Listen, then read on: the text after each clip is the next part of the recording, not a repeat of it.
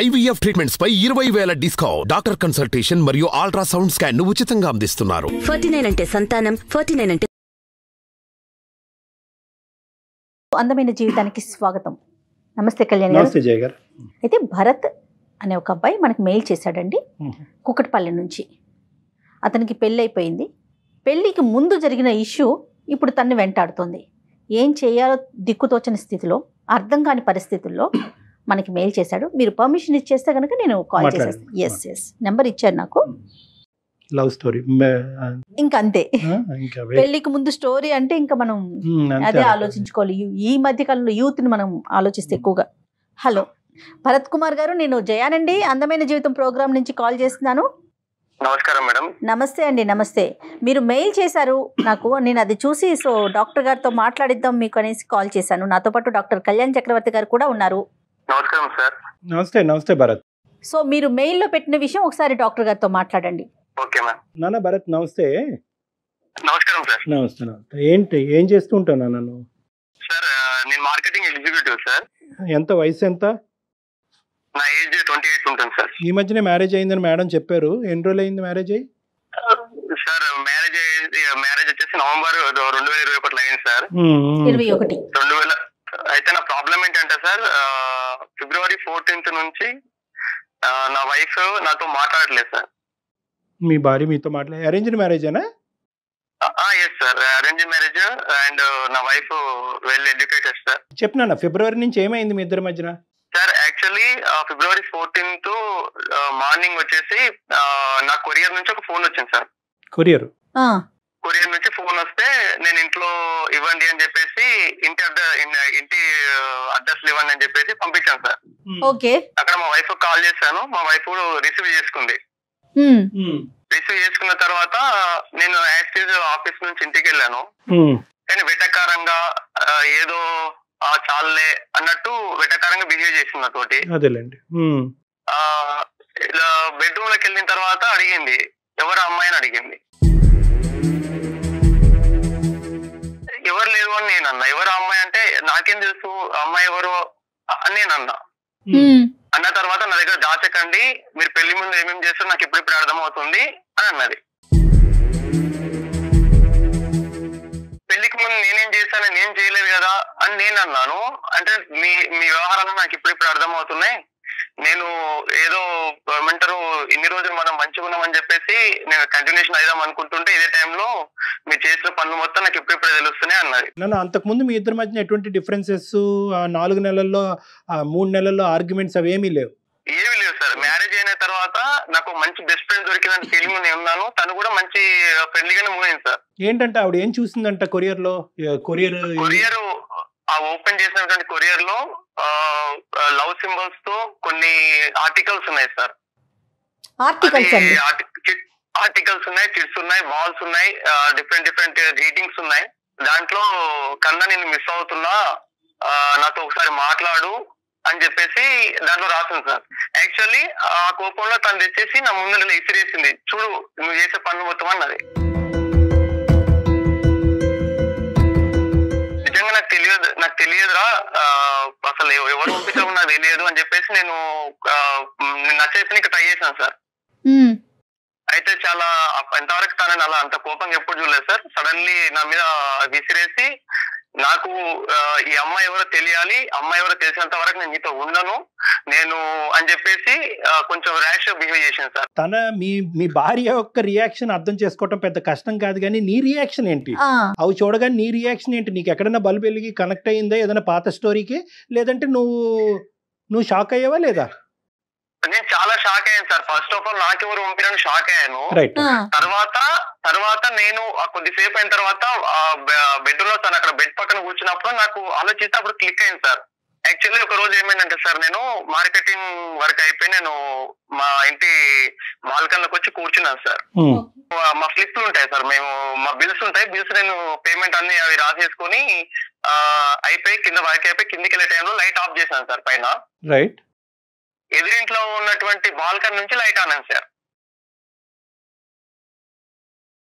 Light on కాగానే నేను మళ్ళీ లైట్ ఆన్ చేశాను సార్. అక్కడ లైట్ ఆఫ్ అయింది సార్. నేను లైట్ ఆన్ చేసి అక్కడ ఆఫ్ చేయడం, అక్కడ ఆన్ చేయడం అలా కొద్దిసేపు జరిగింది సార్. అక్కడ ఎవరో నాకు అర్థం కాలేదు. సరేలే. సేమ్ టైం నెక్స్ట్ డే మళ్ళీ సేమ్ అలా జరిగినప్పుడు అక్కడ ఒక అమ్మాయి కనిపించింది సార్ నాకు. క్యాజువల్ గా లైట్ తీసుకొని వదిలేదు సార్. అప్పటికైతే నేను ఏమన్నా జస్ట్ లైట్ ఆన్ చేయడం వదిలేసిన. ఒక 2 days తర్వాత సార్ నేను మార్నింగ్ మార్కెటింగ్ వెళ్ళేటప్పుడు బైక్ బయటికి తీసేటప్పుడు ఇంటి ముందు ముగ్గు ఉంటది కదా సార్, ఆ ముగ్గులో ఒక చిట్టి కనిపించింది సార్. అంటే ఒక రాసి ఎవరు పడేసినట్టు చిట్టి కనిపించింది. ఓపెన్ చేశాను సార్. ఓపెన్ చేస్తే నేను నీ కోసం బిర్లా మందిర్ లో సాయంత్రం 6 గంటలకు అక్కడ నీ కోసం వెయిట్ చేస్తుంటా, నేను రెడ్ డ్రెస్ లో ఉంటా, వచ్చి కనుక్కో అని ఉంది సార్. చిట్టి నీ గురించే రాసిందని గ్యారంటీ ఏంటి సార్? కింద ఫర్ యూ భరత్ అని ఉంది సార్. కింద వచ్చేసి చిట్లో లాస్ట్ ఫర్ యూ భరత్ అని ఉంది సార్. రైట్. నా భరత్ అనే నా పేరులో లవ్ సింబల్ వేసి కింద లవ్ సింబల్ లో భరత్ అని రాస్తాను సార్. ఓకే. ఆ చిట్ నా కోసమే అని నాకు అప్పుడు కన్ఫర్మ్ అయ్యి నేను బట్ ఎవరో చూద్దామని చెప్పేసి నేను బిర్లా మందిర్ వెళ్ళాను. ఈ లైట్ లో ఆన్ అండ్ ఆఫ్ కి చిట్టికి ఎంత టైం గ్యాప్ ఉంది మధ్యలో? 3-4 days గ్యాప్ ఉంది సార్. అంతే. సో కన్సెక్యూటివ్ గానే జరుగుతున్నాయి ఒకదాని వెంట ఒకటి. చెప్పు నాన్న. 3-4 days గ్యాప్ ఉంది సార్. నేను అక్కడికి వెళ్ళాను, బిర్లా మందిర్ వెళ్ళాను సార్ 6 o'clock కి. ఓకే. అక్కడికి వెళ్ళిన తర్వాత అక్కడ రెడ్ డ్రెస్ లో ఏ అమ్మాయి రాలేదు సార్. రెడ్ డ్రెస్ లో ఏ అమ్మాయి రాలేదు సార్. 6 అయ్యింది, 6:30 వరకు వెయిట్ చేసాం. 7 అయ్యింది, 7:30, 8 అయ్యింది. ఎవరు రాలేదని చెప్పేసి మళ్ళీ నేను కొంచెం నిరాశగానే ఇంటికి వచ్చాను. అంటే ఎవరో కలుస్తున్న క్యూరియాసిటీ ఉండేది, వెళ్ళినా సార్. నాకు ఇక్కడ ఎవరు కనిపించేసరికి ఇంటికి వచ్చేసిన. చిన్న డౌట్ ఉండే, అంటే ఎదుటి అమ్మాయి లైట్ ఆన్ ఆఫ్ చేసింది కదా, ఆ అమ్మాయి ఏమనుకొని మళ్ళీ నేను లైట్ ఆన్ ఆఫ్ చేశాను సార్ పైకి వెళ్ళి. లైట్ ఆన్ ఆఫ్ అక్కడ నుంచి ఎలాంటి రెస్పాన్స్ రాలేదు సార్ నాకు. ఓకే. అటు నుంచి ఎలాంటి రెస్పాన్స్ రాలేదు. సరే లైట్ తీసుకున్నాను సార్. మళ్ళీ ఎందుకులే అన్నట్టు లైట్ తీసుకున్నాను. మళ్ళీ 2-3 days తర్వాత ఎగ్జాక్ట్లీ 2 days లైట్ లేదు సార్. మళ్ళీ ఏమైంది అంటే మార్నింగ్ సేమ్ అలా నేను బయటికి వెళ్తుంటే ఇంకో చిట్టు ఉంది అక్కడ. దాంట్లో నేను మార్నింగ్ 11 గంటలకి చిలుకూరు బాలాజీ టెంపుల్ కళ్యాణ మండపం దగ్గర వెయిట్ చేస్తుంటా, బ్లాక్ డ్రెస్ లో, వచ్చి కనుక్కో అని ఉంది సార్.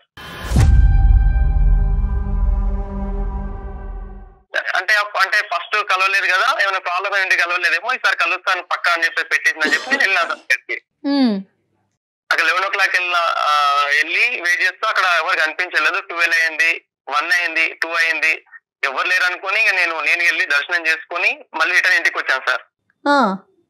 ఇంటికి వచ్చేటప్పుడు మార్కెటింగ్ వర్క్ చూసుకుని ఇంటికి వచ్చేసి మళ్ళీ నేను నైట్ మళ్ళీ డౌట్ ఉంది సార్ కొంచెం, మళ్ళీ లైట్ ఆన్ ఆఫ్ చేశాను సార్. ఎలాంటి రెస్పాన్స్ రాలేదు నాకు. టెస్ట్ చేస్తున్నాడు తను, రెస్పాన్స్ రాలేదు. ఓకే సర్లే అని చెప్పేసి మొత్తానికైతే నేను నా వర్క్ వల్ల బిజీ అయిపోయాను, లైట్ తీసుకున్నాను. ఇప్పుడు నేను ఒక 2 ప్రశ్నలు అడుగుతాను, తర్వాత నువ్వు కంటిన్యూ అవుది. కానీ అసలు నీ ఉద్దేశం ఏంటి? ఎందుకు లైట్ ఆ అమ్మాయి ఆపితే నువ్వు ఆన్ చేయటం ఎందుకు, ఆ అమ్మాయి ఆన్ చేస్తే నువ్వు ఆపటం ఎందుకు? అసలు నెంబర్ 1 ఎందుకు జరిగింది?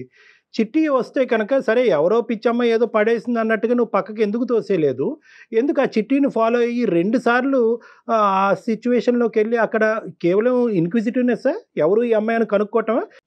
నాకంటే నా మైండ్ లో అంటే అలాంటిది ఏం లేదు సార్. కాకపోతే అసలు ఈ అమ్మాయి ఎవరు అంటే ఫస్ట్ నాకు లైట్స్ ఆన్ ఆఫ్ చేసినప్పుడు దీంట్లో ఒక అమ్మాయి అంటే ఐడియా ఉంది, కానీ చిట్ చేసేసరికి చిట్లో ఉన్న అమ్మాయి ఎవరు అనే డౌట్ వచ్చింది సార్. అసలు ఆ అమ్మాయి కాదనే డౌట్, అది కన్ఫర్మేషన్ చేసుకుందాం అనే సార్ అంతే. ఇంకోటి అమ్మాయి అక్కడికి రమ్మంటుంది కానీ దేనికోసం పిలుస్తుంది నాకు తెలియదు కదా సార్. ఎవరు తెలుసుకోవాలని అనిపించింది. ఇంకో ఇన్సిడెంట్ జరిగింది మేడం, ఇంకో 5 days తర్వాత సేమ్ అలాగే చిట్ వచ్చేసి సేమ్ ముగ్గులో ఉంది సేమ్ టైం కి. కానీ ఈసారి ఏం పెట్టిందంటే తన ఫోన్ నెంబర్ ఉన్నటువంటి ఫోన్ నెంబర్ 10 ఉంటాయి కదా, లాస్ట్ 5 numbers వచ్చేసి నార్మల్ ఇచ్చి ఫస్ట్ 5 numbers క్వశ్చన్ మార్క్ పెట్టి మిగతా ఫోన్ నెంబర్ కనుక్కో మళ్ళీ లవ్ సింబల్ లో భరత్ అని పెట్టింది సార్. అది మాత్రం మిస్ అవ్వట్లే, భరత్ అండ్ లవ్ సింబల్స్ మాత్రం మిస్ అవ్వట్లే మేడం. ఓకే. అక్కడ నేను ఆ మిగతా నెంబర్లు ఎలాగనుకుంటా, అసలు నాకు ఏం అవసరం అని చెప్పేసి కొంచెం నాకు ఇక ఈ 2 times జరిగేసరికి నాకు ఏం అవసరం అని చెప్పేసి లైట్ తీసుకున్నాను మేడం మొత్తానికి. ఓకే. మొత్తానికి లైట్ తీసుకుని అసలు నేను పట్టించుకోలేదు, అసలు ఎవరు నా వర్క్ నాది. తర్వాత మ్యారేజ్ సిచ్యుయేషన్ జరిగింది మేడం మా ఇంట్లో. ఇప్పుడు ఆ లెటర్ తర్వాత ఇంకా మళ్ళీ ఆ అమ్మాయి దగ్గర నుంచి మీకు మనం ఎవరైతే అనుకుంటున్నామో తన దగ్గర నుంచి ఏమి రాలా మీకు లెటర్స్ కానీ? ఏమి రాలేదు, ఎలాంటి నాకు రెస్పాన్స్ లేదు. నేను పైకి వెళ్ళి టెర్రస్ లైట్స్ ఆఫ్ అని చేయడం మానేసాను. అంతే ఇక ఏది నాకు ఎలాంటి సిచ్యువేషన్ కూడా కలగలేదు మేడం. నాకు ఏమైందంటే మా ఇంట్లో పెద్దవాళ్ళు ఏం చేశారంటే ఎలాగో అంటారు ఏజ్ వచ్చిందని చెప్పేసి మంచి సంబంధం తీసుకొచ్చారు మేడం, వెల్ ఎడ్యుకేషన్ ఫ్యామిలీ నుంచి. సూపర్. ఓకే అయింది, మ్యారేజ్ అయింది. ఒక్క నిమిషం ఇక్కడి వరకు వచ్చే ముందు ఫ్యూ క్వశ్చన్స్. అసలు ఈ అమ్మాయిని డైరెక్ట్గా అడిగే ధైర్యం అయితే ఏ కుర్రాడికి ఉండదు. ఎందుకంటే ఆ అమ్మాయి చెప్పించుకుని కొట్టినా కొడుతుంది. నేను పడేసానని నువ్వెలా అనుకుంటావు, నా పరువు ఎలా తీస్తున్నావు అని ఆడపిల్లడు. కానీ ఎంతో కొంత చాలా కాలం బట్టి ఆ ప్రాంతంలో ఉంటున్నారు కాబట్టి ఈ అమ్మాయి ఎవరు, అసలు ఈ అమ్మాయి ఎలాంటిది, లేదంటే ఈ అమ్మాయి ఎప్పుడు వచ్చింది, దేనికి వచ్చింది, ఈ అమ్మాయి వ్యవహారం ఏంటి అనేటటువంటిది ఎప్పుడైనా తెలుసుకునే ప్రయత్నం చేసావా? నెంబర్ 1. నెంబర్ 2, ఎప్పుడైనా మీ కళ్ళు ఆ అమ్మాయి కళ్ళు కలిసినాయా? ఎప్పుడు కూడా body language is the primary estimate. ఎప్పుడన్నా కళ్ళు కలిసినాయా? ఎందుకంటే ఎదురుబెదురు ఉన్నప్పుడు కళ్ళు కలపటం, ఒక చిరునవ్వు చేయటము, లేదంటే ఒక చిన్న సిగ్నేచర్ సైన్ ఇవ్వటం, ఇలాంటి సహజంగా ప్రేమలో చూస్తూనే ఉంటాం. సో ఇలాంటివి ఎప్పుడన్నా నీకు కనిపించినాయా? ఒకప్పుడు ఇవన్నీ కనిపిస్తే కనుక ఎంతో కొంత నీకు ఒక ఐడియా వస్తుంది. కాబట్టి డైరెక్ట్గా అమ్మాయిని ఫేస్ టు ఫేస్ వెళ్ళి అడగటంలో తప్పలేదు. నువ్వేమన్నా నాకు ఇండికేటర్స్ పంపిస్తున్నావా, ఎందుకు ఇదేమన్నా నాకు పెళ్లి కాబోతుంది, ఇవి పెళ్ళి అయిన తర్వాత ఇవి కంటిన్యూ అవుతే కనుక చాలా ప్రమాదం అనేటటువంటిది అడిగేటటువంటి ప్రయత్నం మీరు ఎప్పుడు చూసారా, లేదంటే ఏదో ఆట పట్టించే ప్రయత్నంలాగా అక్కడే దొరుకున్నారు? ఈ 3 ప్రశ్నలకి సమాధానం చెప్పండి. మా కాలనీలో ఫ్రెండ్స్ ఉంటారు కదా సార్, వాళ్ళు ఎవరు అమ్మాయి అన్నట్టు జస్ట్ ఒక 2 days తర్వాత అడిగాను. ఏమన్నారు? వాళ్ళు ఏమన్నారంటే వాళ్ళు ఇక్కడ అమ్మాయి కాదు, ఇక్కడ నుంచి వచ్చింది, వాళ్ళ ఇక్కడ నుంచి వచ్చింది, మనకు కూడా అంత ఐడియా లేదురా అని చెప్పారు సార్. సరే, ఓకే. సో ఓకే, నీకేమన్నా ఇండికేషన్స్ కనిపించినాయా ఈ అమ్మాయి వ్యవహారం, బిహేవియర్ లో ఎక్కడైనా? నేను ఎప్పుడు గమనించలేదు సార్, నాకు ఎక్కడ తనతో ఎప్పుడు ఇంటరాక్ట్ కాలేదు. ఫస్ట్ ఆఫ్ ఆల్ డైరెక్ట్ గా అసలు ఎక్కడ మీరు ఒకరికొకరు ఎదురు పడటం గానీ అట్లా ఏం జరగల? ఎక్కడ జరగలేదు మేడం. అసలు అమ్మాయి ఫేస్ అది మీకు తెలుసా? పర్సనాలిటీ ఎలా ఉంది ఏంటి అనేది మీరు అసలు అబ్జర్వ్ చేయగలంటే బయట కనిపిస్తే గుర్తుపట్టే అంతగా ఉందా? గుర్తుపట్టేంతగా ఉంది మేడం. రైట్. సో ఇదేదో క్యాజువల్ ఇన్సిడెంట్ గా భావించి మీరు మ్యారేజ్ లో ఫ్రీ మైండ్ తో, ఎక్కడ కూడా ఇది హ్యాంగ్ ఓవర్ లేదు కదా బ్యాక్గ్రౌండ్ లో, ఈ అమ్మాయి ఎవరు, ఈ అమ్మాయి ఏం తెలుసుకోలేకపోయాను, ఈ అమ్మాయిని ఎవరో గుర్తుపట్టలేకపోయాను అనేటటువంటిది లేదు. అది పూర్తిగా తీసేసి హ్యాపీగా ఓపెన్ మైండ్ తో పెళ్లి చేసుకున్నారు. చేసుకున్నాం సార్. మేము కూడా చాలా హ్యాపీగా ఉన్నాం. మా మధ్యలో కూడా ఎలాంటి గొడవలు రాలేదు. మా ఫ్యామిలీ కూడా చాలా క్లోజ్ అయ్యారు. అయితే ఈ February 14th తర్వాత తను నాకు ఒక వార్నింగ్ ఇచ్చింది సార్. మా ఆవిడ ఏమని చెప్పిందంటే, ఆ అమ్మాయి ఎవరో నాకు తెలిసింది అంతవరకు నా దగ్గర రావద్దు అని చెప్పింది. ఇంకోటి, ఈ విషయం బయట తెలిస్తే బాగుండదు, ఎందుకంటే మీ అమ్మ నాన్నకు మా అమ్మ నాన్న తెలిసిన చాలా పెద్ద ఇష్యూ అవుతుంది, తర్వాత నీ ఇష్టం, నా లైఫ్ స్పాయిల్ అవుతుంది, నీ లైఫ్ స్పాయిల్ అవుతుంది, ఇద్దరం చాలా ఇలానే పెట్టుకుందాం, కానీ నువ్వు మాత్రం అమ్మాయి ఎవరు చెప్పాలి నాకు అని చెప్పేసి ఖచ్చితంగా కూర్చుంది సార్. ఇప్పుడు మీరు మ్యారేజ్ అయినా కూడా అక్కడే ఉంటున్నారు, మీరున్న ఇంట్లో ఇంతకు ముందు ఎక్కడ ఉన్నారో అక్కడే ఉన్నారు? అక్కడే ఉన్నాం మేడం, అక్కడే ఉన్నాం, ఫ్యామిలీతో ఉన్నాం మేడం మేము. కానీ బయట మా అమ్మకు మా నాన్నకు అందరికీ అయితే వడ్డిస్తుంది, నాకు వడ్డిస్తుంది, అందరితో పడుతుంది. కానీ బెడ్రూమ్ లోకి వెళ్తే ఇంతవరకు ఎలాంటి ప్రాబ్లం, అంటే మాకు ఎలాంటి కెమిస్ట్రీ కూడా లేదు మేడం మధ్యలో. కనీసం నా ఫేస్ వైపు కళ్ళలో కళ్ళు పెట్టుకుని చూడదు. రైట్. ఇప్పుడు మీకు ఆ అమ్మాయి మీదకి అనుమానం వచ్చింది అంతేనా? అనుమానం వచ్చి అమ్మాయిని ఫాలో అయ్యాను మేడం. నేను క్యాజువల్ గా ఫాలో అయ్యాను. అలా ఒక బస్ స్టాప్ లో వాళ్ళ ఫ్రెండ్స్ తోటి అమ్మాయి కలిసి మాట్లాడుతుంటే నేను నెక్స్ట్ డే వెళ్ళి వాళ్ళ ఫ్రెండ్స్ దగ్గరికి వెళ్ళి, అంటే ఫ్రెండ్స్ లో ఒక అమ్మాయి దగ్గరికి వెళ్ళి మాట్లాడాను. నేను 4-5 times అమ్మాయి దగ్గర చుట్టూ అమ్మాయి పేరు ఎందుకు దిగు అని అంటే, నేను తెలుసుకుందాం అనుకుంటున్నా అని చెప్పేసి అది బాగా రిక్వెస్ట్ చేస్తే పేరు చెప్పింది. అమ్మాయి పేరు ప్రీతి అంట మేడం. ప్రీతి. తర్వాత ఫోన్ నెంబర్ ఇవ్వరా ప్లీజ్ అన్నాను, ఇవ్వలేదు మేడం. అలా అదే ఫ్రెండ్ చుట్టూ దాదాపు ఒక 6 నెలలు మేడం, నాన్ స్టాప్ గా 6 నెలలు తిరుగుతూ బతిలాడుతూ అదే బస్ స్టాప్ లో వెళ్ళి కూర్చొని వెయిట్ చేసి, అలా అయితే లాస్ట్ కి ఆ అమ్మాయి సరేలే నెంబర్ ఇస్తాను, బట్ నేను ఇచ్చిన మాత్రం చెప్పొద్దని చెప్పేసి నెంబర్ ఇచ్చింది మేడం. Right, okay. మీకు ఒకసారి తను పజిల్ పెట్టింది కదా, లాస్ట్ నెంబర్ లో ఫస్ట్ నెంబర్ లో ఇచ్చి మిగతా మిమ్మల్ని కనుక్కోమంది. తను ఇచ్చిన నెంబర్ లోకి ఇవి యాడ్ చేస్తే కరెక్టేనా? కంపేర్ చేసి చూసాను, లాస్ట్ నెంబర్లు సేమ్ ఉన్నాయి. ఇక్కడ ఖచ్చితంగా ప్రీతి నీకు రాసిందా అనేటటువంటి క్వశ్చన్ మార్క్. లేదంటే ప్రీతికి పడినటువంటి వాళ్ళు, ప్రీతిని ప్రేమించినటువంటి వాళ్ళు ప్రీతిని ఆట పట్టించడం గురించి తనలాగా ఒక సిచ్యువేషన్ క్రియేట్ చేసి మీ ఇద్దరి మధ్యన ఒక ఇష్యూని క్రియేట్ చేయడం గురించి ప్రయత్నం చేస్తున్నారు. అంటే యూజువల్గా ఏంటంటే ఒక ఆడపిల్ల సహజంగా ఏంటంటే ఇంత స్థాయికి రేపొద్దున ఈ నంబర్ ఎవరిది ఏంటి అంటే కనుక ఆ అమ్మాయి పరుగు పొద్దు రోడ్డు మీద కీడుస్తారు, చాలా పెద్ద గొడవ అవుతుంది. నిజంగా ఈ అమ్మాయి నిన్ను లైక్ చేసిందా, లేదంటే ఊరికి ఆట పట్టించాలని అనుకుందా, లేదంటే అసలు ఈ అమ్మాయికి ఏమీ సంబంధం లేదా, కేవలం ఈ అమ్మాయి నెంబర్ ఎవడో రాసి ఈ విధంగా ఒక ఇష్యూని క్రియేట్ చేస్తున్నారా, నీకు పడినటువంటి వాళ్ళు కానీ లేదంటే ఆ అమ్మాయికి పడినటువంటి వాళ్ళు. సో ఇలా రకరకాలు ఆలోచించాలి. కాబట్టి first of all question number 1 ఏంటంటే, అసలు మీరు మాకెందుకు చేశారు? ప్రీతితో మాట్లాడి ప్రీతి ఏనా అనేటటువంటిది కనుక్కోవటం గురించా, లేదంటే ప్రీతి చేత మీ భార్యతో మాట్లాడిపించి ఒక అపాలజీ చెప్పించడం గురించా, అసలు ప్రీతి ఎందుకు ఇలా చేసింది అనేటటువంటిది కనుక్కోవటం గురించా? 4వ అంశం ఏంటంటే, అన్నిటికంటే ముఖ్యం ఫస్ట్ ఆఫ్ ఆల్ ఈ ఓపెనింగ్ స్టేట్మెంట్ తర్వాతనే మనం ఇంకో ముందు అడగాలి, అసలు ఇందులో ప్రీతి పాత్ర ఉందా లేదా అని తెలుసుకోవాలి. ఎందుకంటే ఇక్కడ ఒక జీవితాన్ని నిలబెట్టి, ఒక కుటుంబాన్ని, ఒక కాపురాన్ని నిలబెట్టిపోయి ఇంకో జీవితాన్ని పాడు చేయకూడదు. డైరెక్ట్గా మీ ఇద్దరి మధ్యన ఏమైనా జరిగింది అంటే కనుక మీరు ఇందాక అన్నట్టుగా లైట్ ఆన్ అండ్ ఆఫ్ తప్ప ఇంకేది డైరెక్ట్గా జరగలేదు. మిగతాది ఏంటంటే లెటరల్ రూపానే జరిగింది. ఎందుకంటే వెళ్ళిన ప్రతిసారి బహుశా ప్రీతి మీకు అక్కడ కనిపించుంటే కనుక ఈ ఇష్యూ డిఫరెంట్గా ఉండేది, మనం కన్ఫర్మ్ చేసుకోవచ్చు. ఏమంటే ఆ అమ్మాయి ఈ అమ్మాయి ఒకటేనండి అని చెప్పి. మీరు కావాలంటే మేము మాట్లాడమంటే మాట్లాడతాం, కానీ ఫస్ట్ ఆఫ్ ఆల్ ఏంటంటే ఆ అమ్మాయి మాట్లాడటానికి ఎటువంటి అభ్యంతరం ఉండకూడదు మాతో. నెంబర్ 1. అసలు మీరేం ఎక్స్పెక్ట్ చేస్తున్నారు భరత్? ఇప్పుడు డాక్టర్ గారు మీకు ఒక 4 పాయింట్స్ చెప్పారు. మనం ప్రీతినా కాదా కన్ఫర్మ్ చేసుకుందామా, లేకపోతే అమ్మాయితో మీ వైఫ్ కి ఏమైనా సారీ చెప్పిద్దామా? అసలు మీరేం ఎక్స్పెక్ట్ చేస్తున్నారు?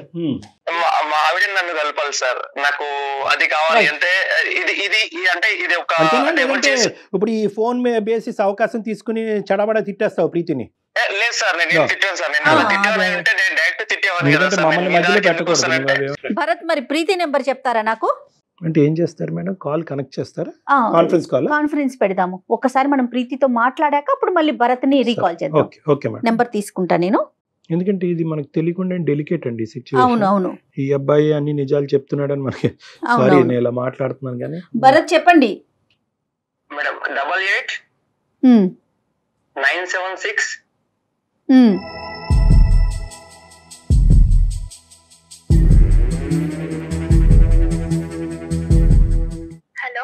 ఎస్ డాక్టర్ గారు, ప్రీతిని నేను లైన్లోకి తీసుకున్నాను. ఒక్క నిమిషం అమ్మా. ప్రీతి నమస్తే అమ్మా. సారీ అమ్మా, ఇది చాలా స్ట్రేంజ్ కాల్. బహుశా నీ జీవితంలో ఇలాంటి కాల్ నీకు ఎప్పుడు వచ్చి ఉండదు. కానీ నా పేరు డాక్టర్ కళ్యాణ్ చక్రవర్తి అమ్మ. బహుశా నేను తెలిసే ఉంటుంది. సుమన్ టీవీలో అందమైన జీవితం అనే ప్రోగ్రాంలో చేసే ఒక సీనియర్ సైకాట్రిస్ట్ నేను.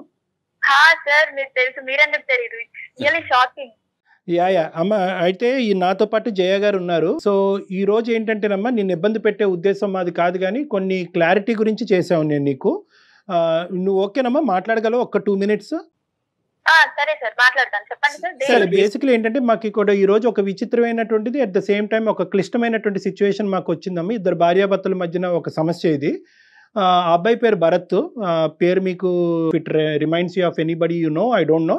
అతని పేరు భరత్. ఆ అబ్బాయి ఏంటంటే మీ ఇంటి ఎదురుగుంటానే, లేదంటే మీ ఇంటి దగ్గరలోనే అతను ఉంటాడంట.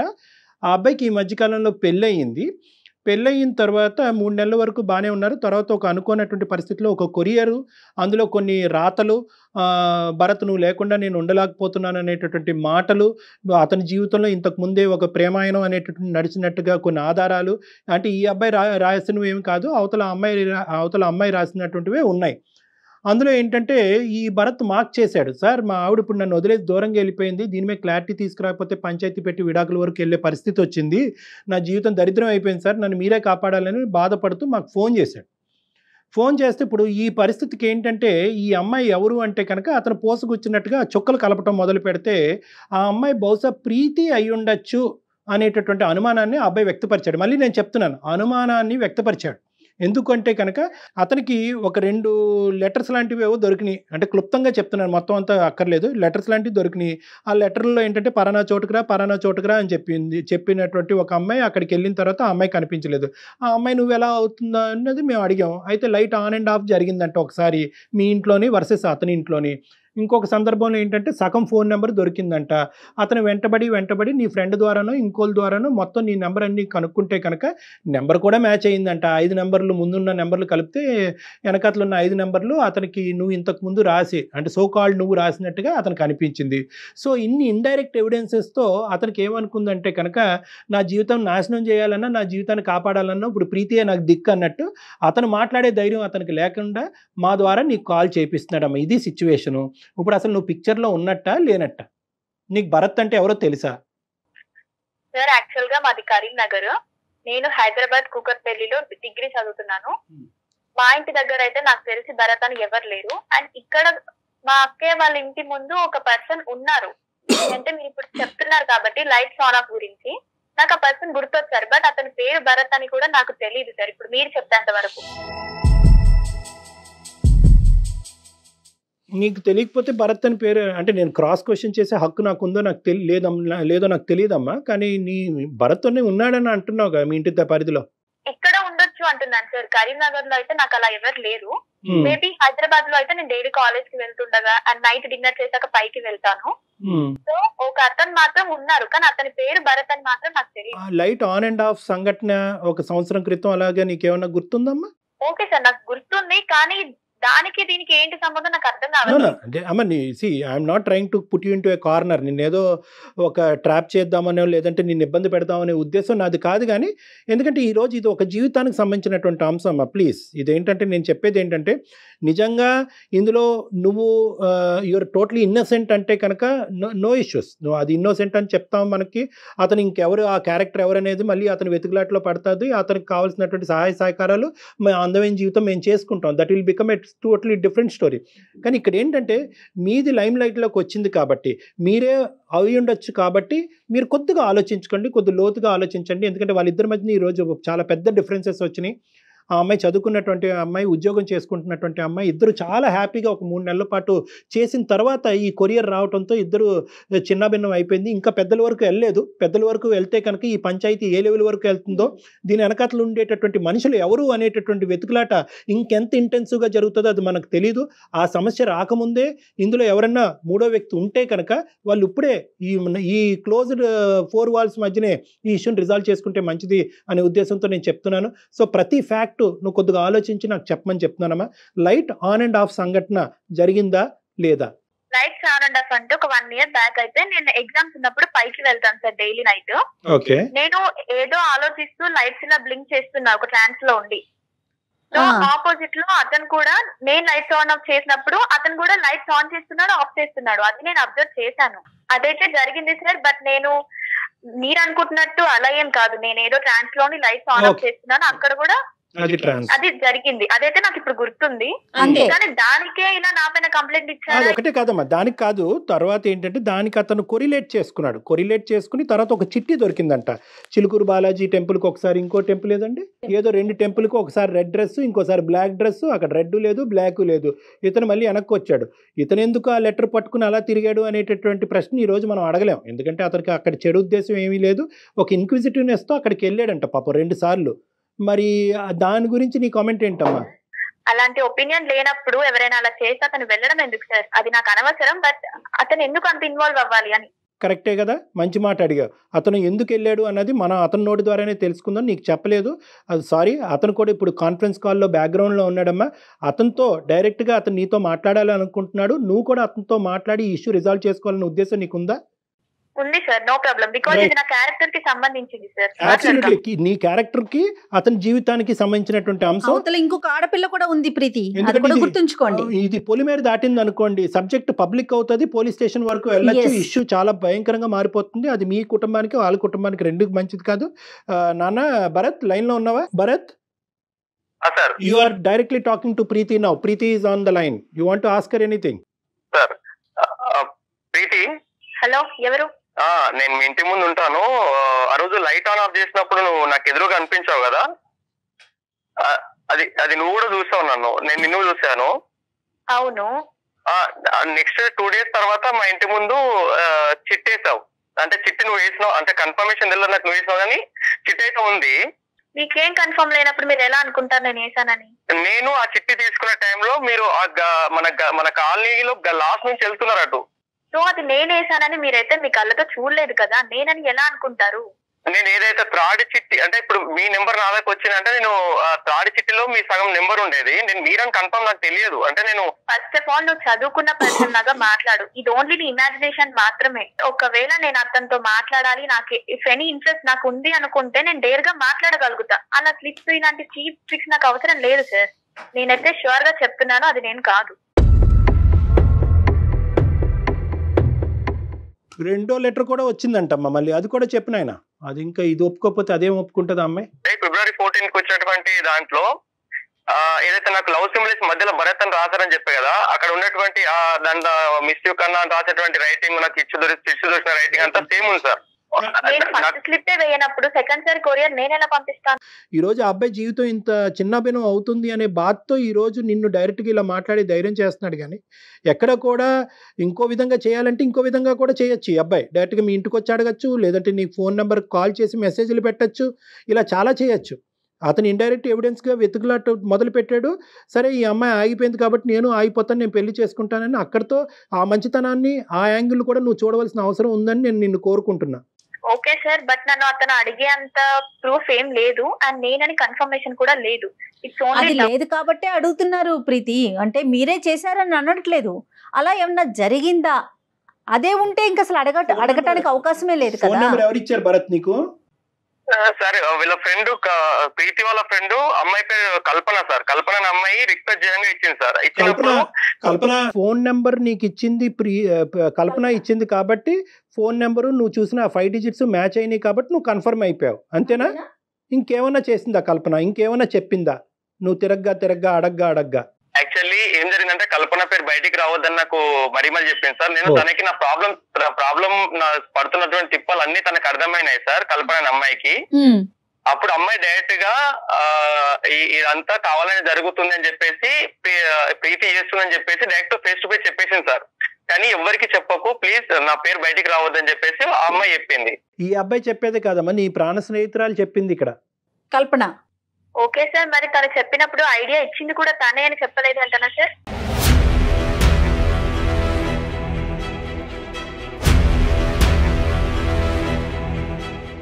అంటే తను ఐడియా ఇస్తే మీరు ఫాలో అయిపోతారా ప్రీతి?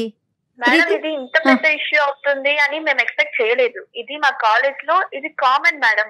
మేము ఫ్రెండ్స్ లో అందరం అనుకున్నాం ఒక పర్సన్ ఏడిపిద్దామంటే. మా ఇంటి ముందు ఎదురుగా ఒక పర్సన్ ఉన్నాడు, నాకు కొంచెం ఇన్నోసెంట్ గా అనిపించాడు. అండ్ మొన్న నేను లైట్స్ ఇలా బ్లింక్ చేస్తుంటే కనెక్ట్ అయ్యాడు అని మా ఫ్రెండ్స్ తో డిస్కస్ చేశాను. ఒక పర్సన్ దొరికినట్టే కదా, కొంచెం ఏడిపిద్దాం, అతను ఎలా రియాక్ట్ అవుతాడు, మీకు రెస్పాన్స్ అయితే ఓకే, అతను డీసెంట్ అయితే రెస్పాన్స్ అవ్వడు అని మేము అనుకున్నాం. ఓకే సరేనమ్మా, పెళ్లి కాక ముందు వరకు ఓకే, అతనికి పెళ్లి అయిందన్న విషయం నీకు తెలిసిందా? తెలుసు మేడం. నాకు తెలిసాక కూడా నువ్వు ఎలా పంపించావు? ఇంకొకటి, సరే మీరు ఆట పట్టించారు చదువుకునే వరకు, ఆ అబ్బాయికి పెళ్ళై వెళ్ళిపోయాడు కదా. అవును, అప్పుడు చాలా ఇంట్రెస్ట్ చూపించాడు మేడం. అతని ఇంట్రెస్ట్ చూడడం వల్ల నాకు చాలా క్రేజీగా అనిపించింది. నెక్స్ట్ ఇంకా ట్రై చేయాలి. అయినా కూడా నీకు క్రేజ్ అనిపించిందా తల్లి? లేదు మేడం, అప్పుడు ఎలా రియాక్ట్ అయ్యాడు, ఇప్పుడు అలా రియాక్ట్ అవుతాడా లేదా నాకు తెలుసుకోవాలనిపించింది. ఇంత సడన్ గా పెళ్లి చేసుకున్నాడేంటి? నా కోసం ఎక్కడికంటే అక్కడికి నా ఫ్రెండ్స్ చెప్పారు, నేను ఎక్కడికంటే అక్కడికి. రియాక్ట్ అయితే ఓకేనా నీకు? పెళ్లి చేసుకుంటావా నువ్వు అతన్ని? లేదు మేడం, పెళ్లి చేసుకున్న ఒపీనియన్ అంటే నేను డైరెక్ట్ గా మాట్లాడతాను. జస్ట్ ఏడిపించడం వరకే.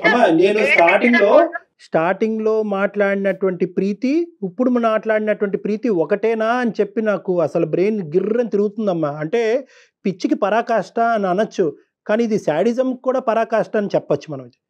హైదరాబాద్ అమ్మాయిలో ఇదంతా కామన్ సార్.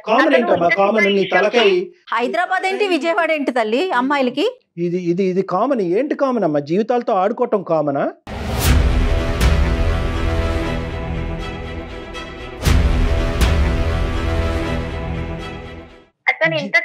నా క్యారెక్టర్ నేను ప్రూవ్ చేసుకోవాలండి, నా క్యారెక్టర్ కరెక్ట్ అని చెప్పుకోవాలండి.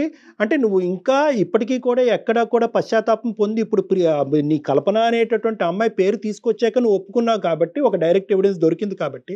ఎందుకంటే ఈ రోజు మేము కల్పనను కూడా పిలిచి కాన్ఫరెన్స్లో కలిపి కల్పన ఇగో ఇది చెప్తున్నామా అంటే కనుక నువ్వు ఎక్కడికి పోవటానికి ఉండదు కాబట్టి నువ్వు ఒప్పుకున్నావు. లేదంటే ఇక్కడ ఈ రోజు భరత్, రేపు వచ్చి ఇంకో ఎక్స్, ఇంకో వై, ఇంకా ఎంతో మంది జీవితాలతో ఆడుకుంటారు మీరు ఇలాగా. ఏంటమ్మా ఇది? ఆడుకోవడం అనేది ఇది అంత పెద్ద ఇష్యూస్ ఏం కాదు sir. yes it is an issue అమ్మా, yes it is an issue. అబ్బాయి జీవితం నాశనం అవుతుందమ్మా. మీ అందరికి ఇది ఆట అయ్యి ఉండొచ్చు, పాట అయ్యి ఉండొచ్చు, ఏదో ఎంటర్టైన్మెంట్ అనుకుంటున్నామేమో. ఇది ఎంటర్టైన్మెంట్ కాదు, ఇది శాడిజం. ఇది శాడిజం.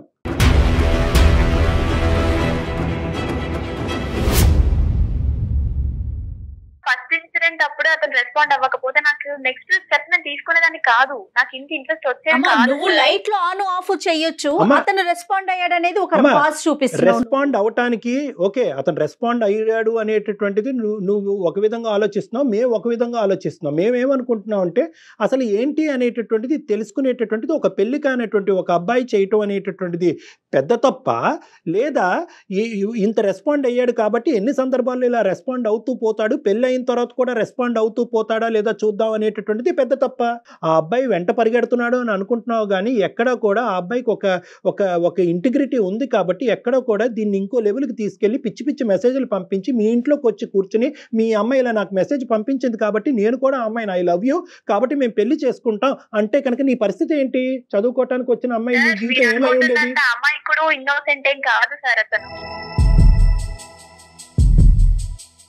అమ్మ ఇది ఒక జీవితానికి సంబంధించింది. ఇప్పటికైనా కూడా నా ఉద్దేశం ఏంటంటే కనుక నువ్వు ఒప్పుకోవనుకున్నావు, థ్యాంక్ యూ ఒప్పుకున్నావు, కానీ ఒప్పుకున్న తర్వాత ఇక్కడ ఉండేటటువంటి యూటర్న్ ఏంటంటే నువ్వు మళ్ళీ నీ పాత పద్ధతినే సమర్థించుకుంటున్నావు. అది డిజాస్టర్. ఇక్కడ నేనేమనుకున్నానంటే ఒప్పుకున్న తర్వాత ఈ అమ్మాయిని ఒక మెట్టు ఎక్కించి వాళ్ళ భార్యతో మాట్లాడిపిస్తే కనుక కథ కంచికి చేరుతుంది, వీళ్ళ జీవితం సుఖమయం అవుతుందని నేను అనుకున్నాను. నువ్వు నీ స్టాండ్ సమర్థించుకుంటే నాకు అవన్నీ అవసరం లేదు సార్. ఫస్ట్ ఇప్పుడు అతను లైన్ లో ఉన్నాడా? హలో, ఉన్నాడు భరత్.